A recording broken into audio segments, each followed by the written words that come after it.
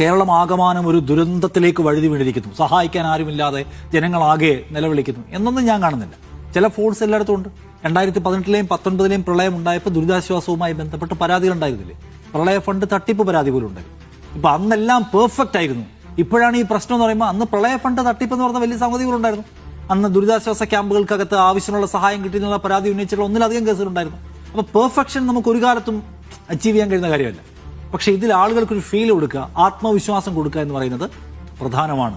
പക്ഷെ അതിന്റെ പേരിൽ ഇപ്പൊ ഇറങ്ങിയിരിക്കുന്ന ഈ പരിപാടി ഉണ്ടല്ലോ, പിണറായി വിജയന് വോട്ട് ചെയ്ത് വിജയിപ്പിക്കാത്ത ജനങ്ങൾ അനുഭവിക്കട്ടെ, നരകിക്കട്ടെ, മുടിഞ്ഞുപോ എന്നൊക്കെ പറയുന്ന ആൾക്കാരുണ്ടല്ലോ. ആ ആൾക്കാർ കേരളത്തിന്റെ സ്നേഹിതരേ അല്ല. അവർ കേരളത്തിന്റെ സ്നേഹിതരല്ല, മലയാളിയുടെ സ്നേഹിതരുമല്ല. അവരവരുടെ പാർട്ടി അല്ലാതെ മറ്റൊന്നും വാഴുക പാടില്ല. ഞങ്ങളുടെ പാർട്ടി അധികാരത്തിലുണ്ടെങ്കിൽ കേരളം നന്നാവട്ടെ, ഞങ്ങളുടെ പാർട്ടി എവിടെങ്കിലും തോറ്റിട്ടുണ്ടെങ്കിൽ ആ നാട് മുടിയട്ടെ എന്ന് വിചാരിക്കുന്ന ആൾക്കാരാണ് ഈ എഴുതുന്ന ആൾക്കാരുണ്ടല്ലോ. സംഘികൾ അങ്ങനെയാണ്. കേരളം ഞങ്ങൾക്ക് അധികാരം തരാത്ത സ്ഥലമാണ്, അതുകൊണ്ട് നശിച്ചു പോട്ടെ എന്ന് വിചാരിക്കുന്ന സംഘപരിവാറിന്റെ ആൾക്കാരുണ്ട്. കേരളത്തിന് വായ്പാ വിഹിതം കിട്ടാൻ പാടില്ല. കേരളം സൊമാലിയ പോലാണെന്നാണ് അവരുടെ വിശ്വഗുരു പ്രസംഗിച്ചത്.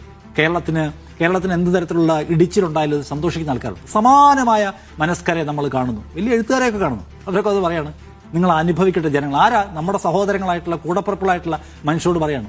പിണറായി വിജയനോടുള്ള വിയോജിപ്പിന് വോട്ട് ചെയ്തതിന് പിണറായി വിജയൻ തിരിച്ചിവിടെ തന്നെ തുടരണമായിരുന്നു ഇവർ പറയുന്നത്. ഇവരുടെ പാർട്ടി കേന്ദ്ര കമ്മിറ്റി പറയുന്നു പിണറായി വിജയൻ തുടരാൻ അർഹനായിരുന്നില്ല എന്ന്.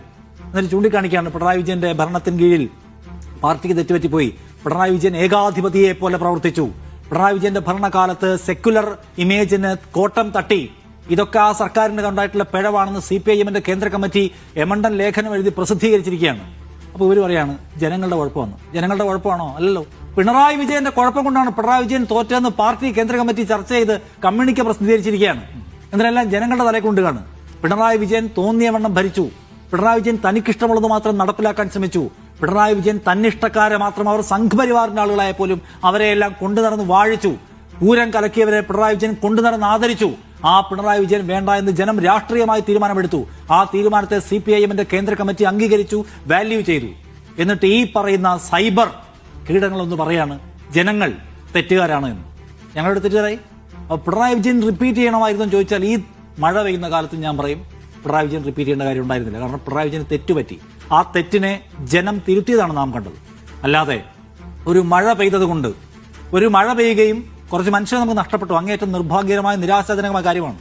പക്ഷെ ഒരു മഴ പെയ്യുകയും ഒരു ദുരന്തമുണ്ടാവുകയും ചെയ്തു എന്നതുകൊണ്ട് രാഷ്ട്രീയമായി കഴിഞ്ഞ സർക്കാർ നമ്മളോട് ചെയ്തിട്ടുള്ള പാതകങ്ങൾ മറന്നുകളയാൻ സമയമായിട്ടില്ല എന്ന് CPIM-ന്റെ കേന്ദ്ര കമ്മിറ്റി പറയുന്നുണ്ട്. അതുകൊണ്ട് പിണറായി വിജയൻ ഈ മഴയുടെ മറവിൽ ഇങ്ങ് വന്നോട്ടെ വീണ്ടും തിരിച്ച്. വേണ്ട, ഞാൻ വേണ്ടെന്നാണ് പറയുക. പിണറായി വിജയൻ മാത്രമല്ല പാർട്ടി, പിണറായി വിജയന്റെ സമീപന ശൈലി CPIM എന്ന് പറയുന്ന പാർട്ടിയുടെ തന്നെ തുടർച്ചയ്ക്ക് അപകടമായിരുന്നു. സോ അദ്ദേഹത്തോട് മാറിയേക്ക്.